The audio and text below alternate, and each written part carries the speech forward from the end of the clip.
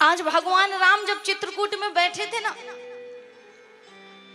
तो लखन गए थे फूल चुनने के लिए। जानकी मैया उनके साथ बैठी थी।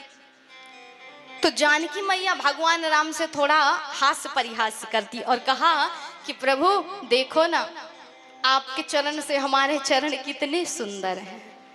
राम जी ने कहा, राम जी यदि वही बात उसी समय मान लेते तो बहस नहीं होती, बात खत्म हो जाती, लेकिन राम को भी थोड़ा हास्य परिहास करना था। इसलिए राम जी ने कहा कि नहीं देवी, तुम गलत बोल रही हो, तुम्हारे चरण से हमारे चरण ज्यादा सुंदर हैं। अब दोनों में झगड़ा आरंभ हो गया। वो कहे हमारे चरण सुंदर, वो कहे हमारे चरण सुंदर। इसी बीच बेचारे लखनलाल फंस गए। लखनलाल जैसे ही फूल चुन करके आए तो राम ने कहा कि लखन, एक बड़ी समस्या आन खड़ी हुई।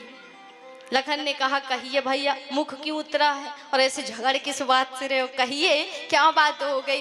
तो राम कहते हैं कि लखन, हम दोनों अपनी अपनी बात पे अडिग हैं, दोनों बात मानने को एक दूसरे की तैयार नहीं।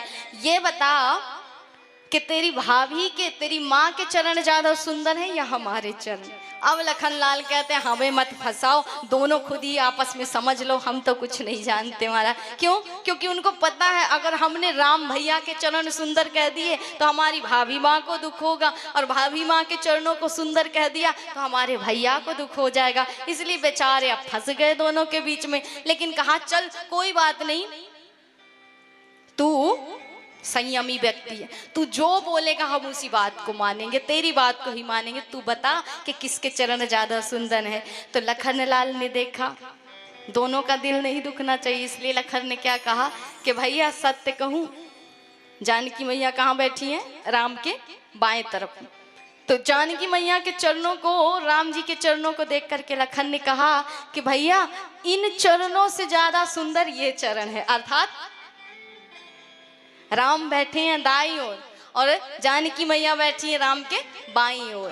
तो राम जी के चरणों को देख करके कहा कि इन चरणों से ज्यादा सुंदर ये चरण है। अब जानकी मैया खुश हो गई कि हमारी बात मान गई, देखा हमने कहा था ना कि हमारे चरण ज्यादा सुंदर है।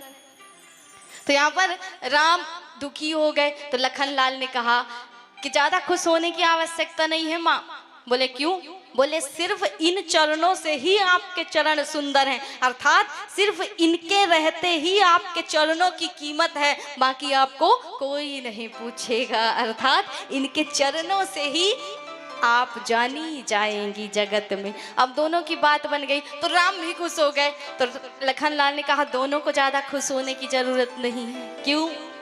बोले आपका आचरण सुंदर है, इसलिए जगत आपके चरण की पूजा कर रही है। बाकी चरण तो सबके पास होते हैं, लेकिन पूजा सबके चरणों की नहीं होती है। पूजा उसी के चरणों की होती है, प्रणाम आप उसी के चरणों में करते हैं जिसके आचरण आपको अच्छे लगते हैं, जिसके भाषा आपको प्रभावित करती है, जिसके शब्दों से आपका जीवन बदलता है, जिसके व्यवहार से आपका जीवन बदलता है। आप सिर्फ उन्हीं चरणों की पूजा करते हैं।